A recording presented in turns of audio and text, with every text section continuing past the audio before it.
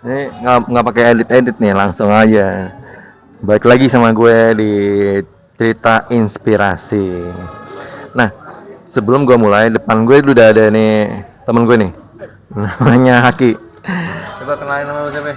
Halo, nama gua Haki. Gua temennya dia nih. Ketemu di mana gitu ya? Cikarang, Cikarang. Sekarang Kota Nona. kota Nona. Nah, nih sebelum kita mulai, gue mau ngomong dulu. Jadi kalau seandainya ada yang punya cerita yang menarik lah soal kerjaan, soal bisnis, boleh DM ke gue atau tulisnya di komen di bawah. Yang penting jangan menyinggung instansi tertentu atau enggak orang. Itu mah oke aja lah. Oke, kita mulai aja ya. Sambil makan ya. Sambil makan, sambil makan. Jadi, nah ini kena ya kali ini gue mau ngomong soal bikin PT perorangan. Ya. Sekarang udah sejak kapan sih PT perorangan tuh pertama lu buat? Jadi PT Perorangan itu kalau nggak salah 2021 bulan November kalau nggak salah ya. Jadi Lu tau dari mana emang? kebetulan subscribe ke channelnya BKPM ya. Nah ini penting banget nih, lu harus cek dah BKPM. BKPM tuh apaan sih? Aduh, singkatannya lupa. Lupa. Jadi Tapi awalnya gini, awalnya bulan Agustus sekitar tanggal 9 itu kan ada di launching oleh Presiden bahwa usaha perorangan itu mulai bisa didaftarkan. Jadi usaha perorangan itu kita jadi ada satu portal namanya oss.go.id. Itu one single submission punyanya pemerintah. Jadi mulai tanggal 9 itu ada fitur untuk kita personal itu bisa mendapatkan NIB, nomor induk berusaha. Jadi NIB itu adalah ibaratnya kita punya KTP ya. KTP kan NIK kan, satu nomor single untuk berusaha. Nah, itu kita disebutnya adalah NIB, nomor induk berusaha. Itu untuk personal. yang kalau perusahaan namanya siup kan? Dulu, sejak yang baru ini namanya semuanya sudah harus punya NIB, nomor induk berusaha. Jadi itu wajib bagi perusahaan atau bagi yang punya usaha. Makanya ketika nanti misalkan ngomongnya apa nih? Siapanya? Agan-agan atau apa nih? Apa aja? Punya usaha kayak misalkan di Tokopedia, Shopee itu sepertinya nanti akan diarahkan punya NIB. Dan per tanggal 9 Agustus 2021 kemarin itu perorangan bisa membuat NIB. Jadi artinya kita KTP perorangan dan NPWP perorangan itu kita bisa bikin NIB atas nama perorangan, atas nama kita sendiri. Online ya, nggak perlu datang kemana-mana, ke lurah. Nggak perlu bayar, nggak perlu ke lurah, nggak perlu domisili segala macam. Pokoknya NIK kita terdaftar di Dukcapil online, nomornya benar, itu kita bisa daftar. Nah nih, kalau ngomong-ngomong sudut capil, kalau seandainya KTP lu nggak atau kartu keluarga lu nggak terdaftar, belum terdaftar online, lu langsung ke kantornya nih. Nah ini penting banget. Jadi kalau seandainya lu masukin NIK itu nggak ada, itu berapa bukan berarti lu nggak bisa. Lu datang langsung ke kantor di Dukcapil, minta daftarin online, gitu. Ya, jadi gue pernah nyobain yang personal itu. Jadi NIK kita didaftarin ke OSS ya, oss.go.id, mungkin nanti dicatat aja. Jadi oss.go.id ini nanti kita bisa daftar usaha perorangan maupun PT perorangan. Nah, dulu awalnya itu yang muncul adalah menu badan usaha perorangan. Kalau PT perorangan itu baru di akhir tahun sekitar bulan November Desember 2021 itu baru baru ada undang-undang yang dilegalkan untuk PT perorangan. Nah, nih buat pengetahuan doang ya.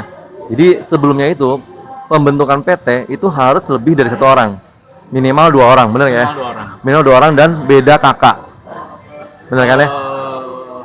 Kurang tahu detailnya, yang jelas sih beda beda orang, 2 orang aja. Nah, sekarang satu orang udah bisa membuat PT perorangan namanya, jadi beda, gitu. Jadi kalau yang setahu gua nih, PT perorangan ini adalah PT yang gross pendapatan setahun itu maksimal 4,8 miliar. Jadi kalau kategorinya masih setahunnya 4,8 miliar, itu bisa kategori perorangan. Walaupun mungkin bisa kadang-kadang ada yang bikin berdua, bertiga gitu ya, PT yang perseroan terbatas yang normal ya, yang bikinnya harus melalui notaris gitu kan. Harus bayar biaya berapa, 8 juta, 10 juta, 15 juta. Dan kalau PT perorangan ini kita bisa daftar sendiri, kita bisa register. Jadi seolah-olah kita kayak notaris sendiri. Kita daftar di situsnya pemerintah resmi di ahu.go.id, nanti ada menu PT perorangan, dan beli vouchernya di Tokopedia Rp50.000. Kita pesen nama PT kita sendiri, kemudian NPWP atas nama PT akan tercreate otomatis, dan selanjutnya kita kembali ke portal OSS. Kita bisa mengurus NIB kita di oss.go.id itu dengan domisili rumah kita sendiri. Jadi artinya kita nggak perlu sewa gedung, sewa virtual office. Jadi itu NIB itu akan melekat terus ya. Nah, jadi gini, gua singkat aja. Jadi, dengan 50.000 lu udah bisa bikin PT. Dengan nama lu sendiri. Alamat di mana? Rumah lu sendiri. Nggak usah keluar rumah, online saat itu juga. Nah, kebetulan waktu itu gue bikinnya itu hari Sabtu. Sabtu Minggu ya? Minggu ya? Sabtu. Nah, hari Sabtu. Hari Sabtu, dan itu NPWP tuh keluar, TWP perusahaan langsung keluar. Langsung ya. Langsung kita terkirim lewat email NPWP atas nama perusahaan. Jadi sebenarnya kalau mau lewat biro jasa juga bisa. Biasanya mereka pasang tarif sekitar 1 juta atau 1,5 juta. Kalau biro jasa PT perorangan. Ada 150.000. Oh, ada. Iya. Oh, tapi kalau kita urus sendiri itu kan kita cuman setor ke kas negara 50.000, dan itu gampang banget, bisa lewat Tokopedia gitu. Nah, saran gue nggak usah lewat biro, lu sendiri aja. Jadi kita tahu itu kalau seandainya kita bisa daftarin apapun jenis bisnis yang mau kita daftarin. Jadi kalau salah kenapa-napa nggak perlu biro jasa lagi gitu. Bukannya matiin usaha bisa jasa ya, tapi buat lu yang pengen tahu dan lu bisa ngelakuin di sendiri, jadi nggak perlu biro jasa lah gue. Dan itu dilakuin dalam 1 malam gitu. 1 menit 1 jam lah. Nah, kira-kira. ya 1 jam lah ya, 1 jam. Karena mungkin yang proses selamanya itu adalah kita milih kategori usaha perusahaan kita, KBLI-nya. Jadi bagi teman-teman yang pengen bikin, lihat dulu KBLI-nya. KBLI ya, pokoknya intinya. KBL itu kayak jenis usaha lah ya. Ya, nomor-nomornya dilihat dulu, catetin yang mau dipakai dalam di PT perorangan kita apa aja itu. Jadi sekali kita bikin, nanti jadi fix. Kalau misalkan ada perubahan, biasanya kalau PT normal adalah kita harus ke notaris buat akta perubahan. Tapi kalau di sini ya berarti kita buat perubahan langsung dari menu kita sendiri gitu. Tapi mungkin ada biaya lagi, yang itu belum pernah kita coba. Paling 50.000 lagi. Voucher ya. Voucher lagi. Penerimaan negara bukan pajak. Nah, itu. Jadi bisa lo bikin sendiri. Lu bikin lah. Sebenarnya buat apa sih orang bikin PT perorangan nih? Sekarang tanya buat apa? Nah, kalau gue itu buat ngedaftar ke payment online. Jadi kalau payment online ini lu cuma sebagai individu pribadi, lu nggak akan dapet payment yang berhubungan dengan bank BCA. Virtual account BCA, kartu kredit BCA, lu nggak akan dapet. Lu akan dapet virtual account bank lain seperti Mandiri, terus BRI, BNI, Bank Permata, kayak gitu yang standar-standar. Jadi kalau kartu kredit, virtual account BCA, lu kan nggak dapet. Jadi terpaksa lu harus daftar PT lah. Gampang kok, cuma 50.000 doang. Lu bisa daftar PT dan lu bisa jual online dengan full semuanya. Lu bisa dapat macam-macam, virtual account, kartu kredit, semua udah dapet sampai pembayaran sama Alfamart. Nah, kalau yang pengen tahu, lihat video gue sebelumnya. Itu gue ngomong sama Fastpay gitu. Kalau pendaftaran untuk payment gateway itu PT Perorangan udah bisa. Gue udah ngelakuin gitu.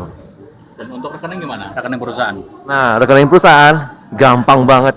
Kalau gue kan BCA ya. Kalau BCA itu lu cuman cukup surat-surat perusahaan yang AHU tadi, surat pendirian, sertifikat pendirian, sama NIB, udah cukup itu aja, sama KTP lu, udah. Barangkali ada tips nggak? Barangkali perlu di print warna nggak biar kelihatan? Nah, kalau seandainya di BCA itu pun udah komplit, lu tinggal kasih aja, biar mereka yang print sendiri. Oh gitu, PDF ya. Nah, mereka print sendiri deh, udah santai. Cuman lu butuh duit sejuta nih. Butuh duit sejuta untuk tukar rekening. Kalau pribadi kan 500.000 ya. Nah, ini lu butuh duit lebih lah sejuta. Tapi bisa lu tarik balik. Juta lu tarik balik. Tenang, bisa lu tarik balik. Tapi lu harus tahu deh kalau bikin PT, ya lu ada konsekuensinya.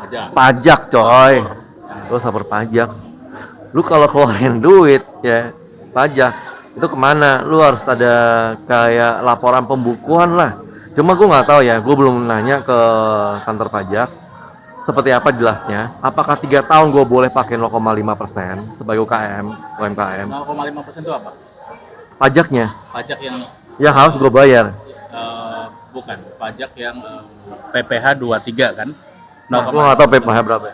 Jadi kalau jasa kan PPh 23, kalau setahu gue kalau barang PPN kan. Kalau ini PPh 23 berhubungan dengan jasa ya. Itu kita dapat diskon dari pemerintah yang tadi normal mungkin 2%, sekarang jadi 0,5% selama 3 tahun. Nah, itu 3 tahun Ini sejak. detailnya dipelajari dulu lah kali ini ya. Nah. Karena itu program baru yang undang-undang baru, jadi kita belum terlalu ngulik di sini. Ya, nah itu konsekuensinya lu pajak. Hati-hati. Lu pokoknya kalau udah bikin ini mulai cari tahu deh. Nah, nanti begitu mungkin gua nge-vlog sama petugas pajaknya. Tungguin ya. Kalau komen lu sampai 5.000, gua langsung nge-vlog sama petugas pajaknya deh. Petugas pajak yang di Kelapa Gading. Ini berapa menit nih? Wah, anjir, 11 menit coy. Lapar bro. Lapar. Udah, kita makan dulu ya. Kita makan. Pada lu nonton gua makan nonton gua makan bisa 30 menit nih. AdSense gua nambah nih. Udah, selamat dulu coy. Buat yang pengen usaha jangan takut. Pokoknya yang penting kita percaya sama yang di atas. Kita harus legal dan harus taat pajak. Nah, itu. Kalau lu mau naik tingkat ya,